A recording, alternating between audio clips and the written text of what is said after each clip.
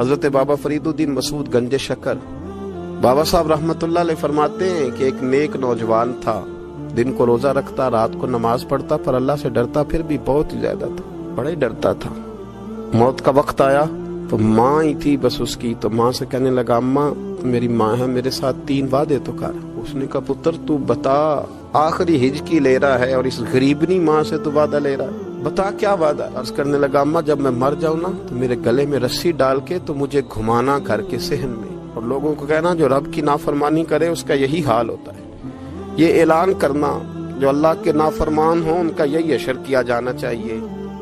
اور اماں پھر دوسرا وعدہ کر، میرا رات کو جنازہ اٹھایا جائے، میں نہیں چاہتا کہ کسی کے منہ سے یہ لفظ نکل جائیں کہ وہ دیکھو اللہ کا نافرمان جا رہا ہے، رات کو میرا جنازہ اٹھانا۔ اور اماں تیسرا میرے ساتھ وعدہ کر کہ لوگ مجھے دفن کر کے آ جائیں گے تو میری قبر پہ چلی جائے گی۔ عمل میرے پاس کوئی نہیں، پر مجھے لگتا ہے ماں کے قدموں کی برکت سے عرش کا مالک بھی رحم فرمائے گا، اماں تو وعدہ کر۔ بابا صاحب رحمت اللہ علیہ فرمانے لگے کہ ماں بوڑھی ماں نے وعدہ کر لیا۔ کہا بیٹے ٹھیک ہے، اگر تیری یہی ضد ہے تو میں تیار ہوں۔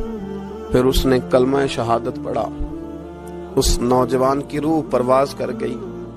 بوڑھی ماں نے رسی منگائی تو ولی من خاف مقام ربہ جنتان، جو ڈر جائے، اس نے تو کہا تھا نا کہ رسی ڈال کے گھمانا اور کہنا یہ اللہ کا نافرمان ہے، اس کا یہی اشر ہونا چاہیے تھا۔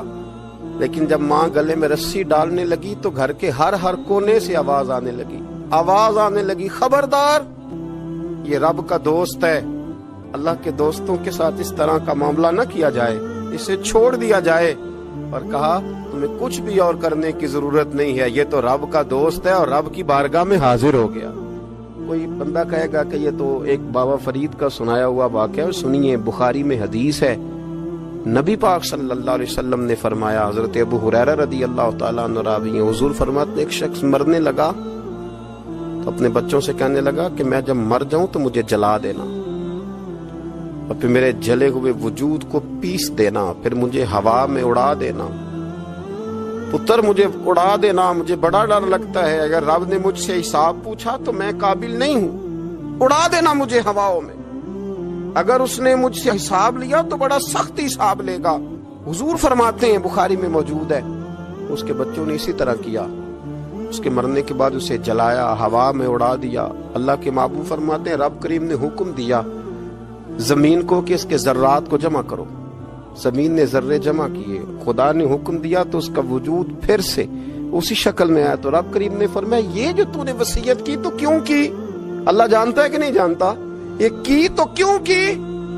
تو رو پڑا، کہنے لگا اللہ میرے اندر تو طاقت نہیں تھی تیرے سامنے کھڑا ہو کے حساب دے سکوں، تجھے منانے کے لیے تیرے خوف سے ڈر گیا، میں ڈر گیا۔ اگرچہ ہمارے بزرگوں نے لکھا ہے کہ آج یہ وصیت کرنا، اس رنگ میں یہ طرز اختیار کرنا درست نہیں، لیکن آپ غور فرمائیے کہ نبی پاک علیہ السلام فرماتے ہیں جب اس نے کہا نا اللہ تجھ سے ڈر کے یہ کیا، تو رب کریم نے فرمایا جا پھر میں نے تیری مغفرت کر دی، کیونکہ اللہ کو پتا تھا یہ دل سے بات کر رہا ہے۔